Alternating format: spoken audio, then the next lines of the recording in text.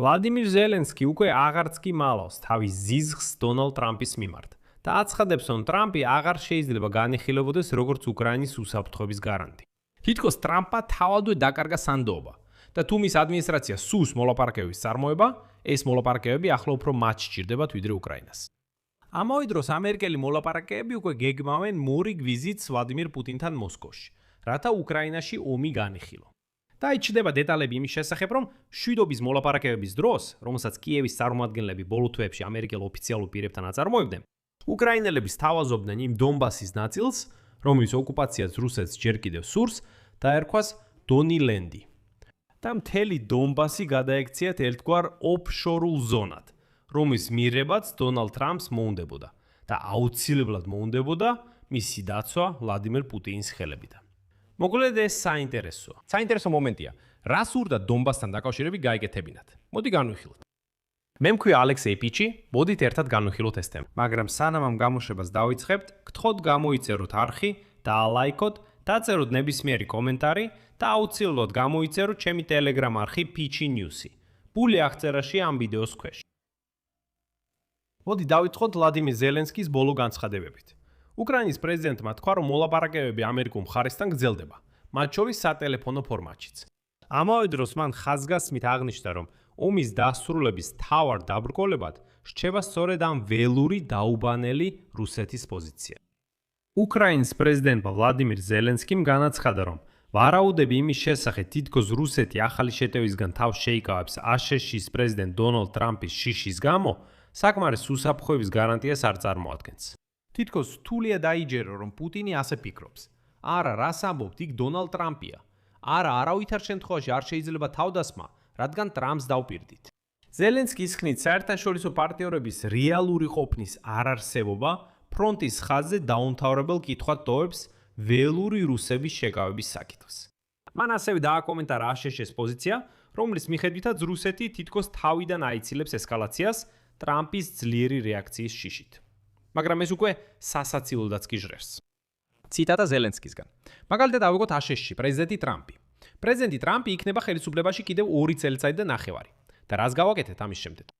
მე კიდევ ვითხოვდი, ოდნავ გადავაფორმულებ ზელენსკის სიტყვებს, რომ დიახ, ამ 2 წელიწადსა და ნახევარშიც კი იმის შემდეგ, რაც უკვე ჩაიდინა დონალდ ტრამპმა და იმის შემდეგ, როგორაც თვითონ იცვლის აზრს აერში, მართლა ვინმე ფიქრობს, რომ უკრაინის უსაფრთხოების გარანტია შეიძლება იყოს ტრამპის პოზიცია, ეს სასაცილოა.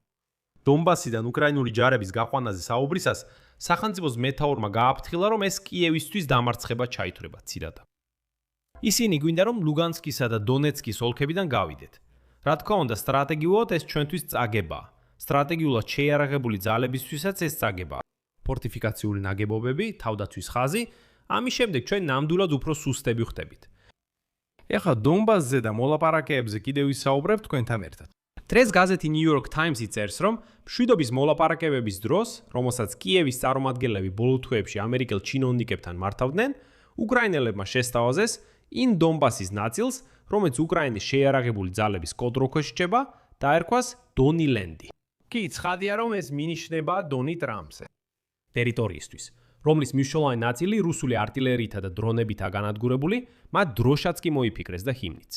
როგორც გამოცემა წერს, თავდაპირველად უკრაინელმა მოლაპარაკემ ისეთი სახელი ახსენა, სადაც დონბასი და დონალდი იყო შერწყმული. ხუმრობით, ესე თქვა დონილენდი. თუმცა ეს სახელწოდება მოლაპარაკებებზე გავრცელდა, თუმცა რამდენადაც ცნობილია, არც ერთ დოკუმენტში არ მოხვედრილა. ეს იყო ერთ-ერთი გზა, რომელთაც უკრაინელები ცდილობდნენ დონალდ ტრამპი თავის მხარეს გადაებირებინათ. და აი გამოცემა წერს, რომ შესაბამისი წინადადება ასახავს გლობალურ რეალობას, სადაც ქვეყნების მთავრობები დონალდ ტრამპის პატივმოყვარეობაზე თამაშობენ, რათა აშშ-ის მხარდაჭერა მოიპოვა. ციტატა New York Times-ი. Тот факт, что ციტატა York Times-ი. შეიძლება მოულოდნელი ჩანდეს, რომ ეს გამოიყენეს უკრაინის ნახშირისა და ფოლადის მრეწველობის დაცარიელებულ და განადგურებულ ნაწილზე. მაშინ როცა ევროპაში მეორე მსოფლიო ომის შემდეგ ყველაზე სისხლისღვრელი ბრძოლები გრძელდება. მაგრამ მოლაპარაკებმა ასევე განიხილეს დონალდ ტრამპის მშვიდობის საბჭოს მონაწილეობა ამ ტერიტორიის მართვაში. და აი უკრაინელი ოფიციალური პირების ინფორმაციით, ამ ტერიტორიაზე ახლა დაახლოებით 190,000 ადამიანი ცხოვრობს. მაგრამ მოლაპარაკებებთან დაახლოებული სხვა წყაროები ამბობენ, რომ რეალური რიცხვი შეიძლება დაახლოებით 2-ჯერ ნაკლები იყოს, რადგან იქ მაინც საბრძოლო მოქმედებები მიმდინარეობს.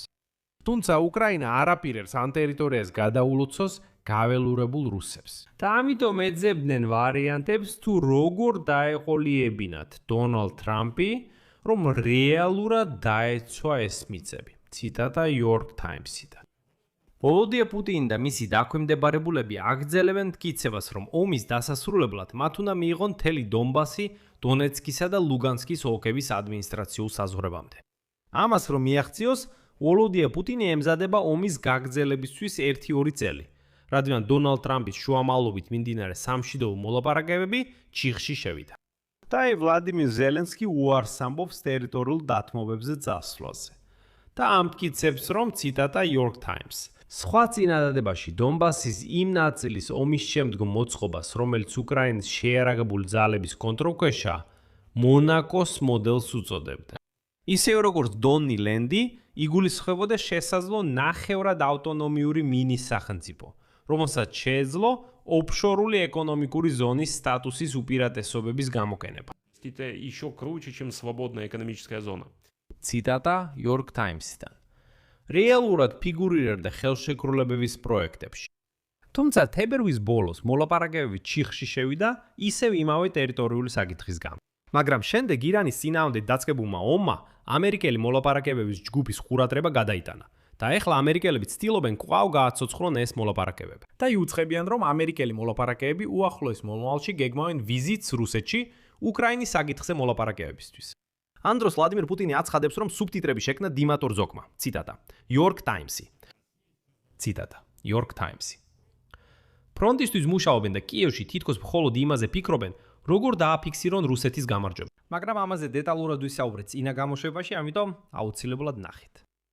აქ სამწერტილს დავსვამ. თქვენი აზრი და დასკვნები დაწერეთ კომენტარებში ამ გამოშვების ქვეშ.